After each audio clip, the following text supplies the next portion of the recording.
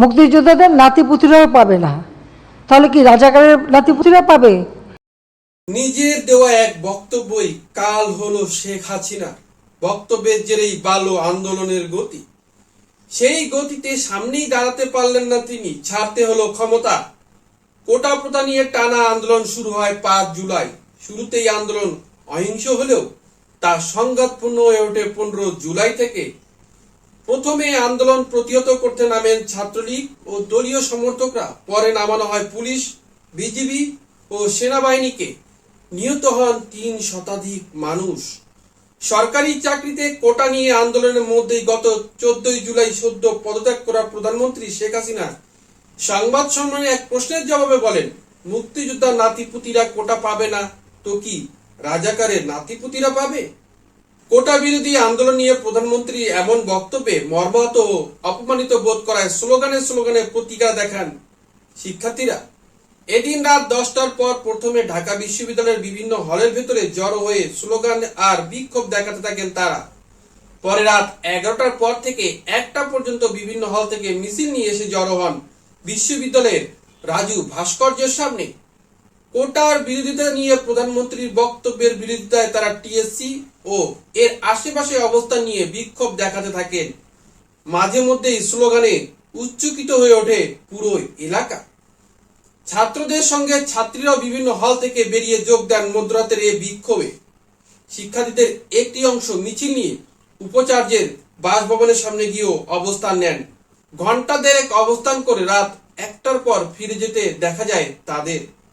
মিছিলে শিক্ষার্থীরা বলেন, চেয়েছিলাম অধিকার, হয়ে গেলাম রাজাকার, তুমি কে আমি কে, রাজাকার রাজাকার, লাখো শহীদের রক্তে কেনা দেশটা কারো বাপে না, ইত্যাদি স্লোগান দেন। তাদের ক্ষোভ কোটা আন্দোলন নিয়ে প্রধানমন্ত্রীর বক্তব্যকে ঘিরে। তবে পরদিন সকালে ওবায়দুল কাদের এক বক্তব্যে বলেন, ঢাকা বিশ্ববিদ্যালয়ে এই আচরণের জবাব দেবে ছাত্রলীগ। সেদিনই ঢাকা বিশ্ববিদ্যালয়ে কোটা আন্দোলনকারীদের সঙ্গে ছাত্রলীগের সংঘর্ষ হয়।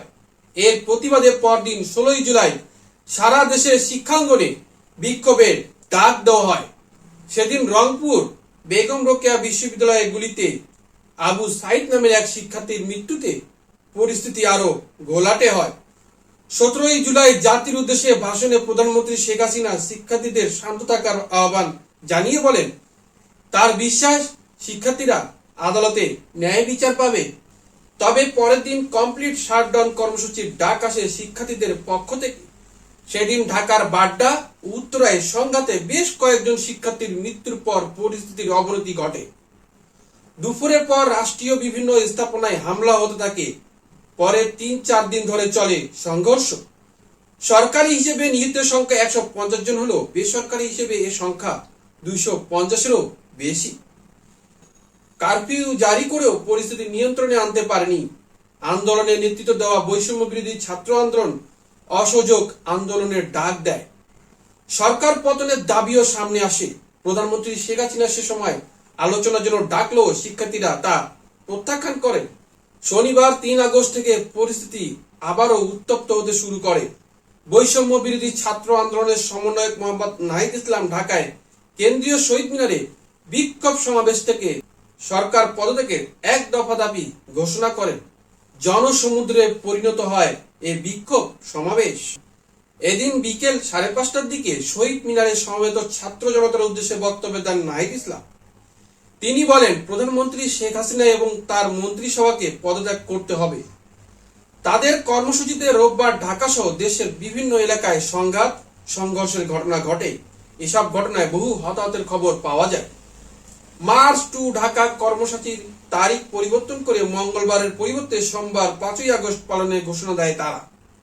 এতে সারা দেশ থেকে আন্দোলনকারীদের ঢাকায় আসার আহ্বান জানানো হয়। এইসব ঘটনায় রোববার 4 আগস্ট সন্ধ্যা 6টা থেকে পরবর্তী নির্দেশ না দেওয়া পর্যন্ত কারফিউ বলবৎ করা হয়। এই সিদ্ধান্ত ঢাকা সহ সব বিভাগীয় সদর, সিটি কর্পোরেশন, পৌরসভা, শিল্পাঞ্চল, জেলা ও উপজেলা সদরের জন্য কার্যকর হবে বলে জানায় স্বরাষ্ট্র মন্ত্রণালয়। তবে কারফিউ মানেনি শিক্ষার্থী সহ সাধারণ মানুষ বেরিয়ে আসেন রাস্তায় রাস্তায়।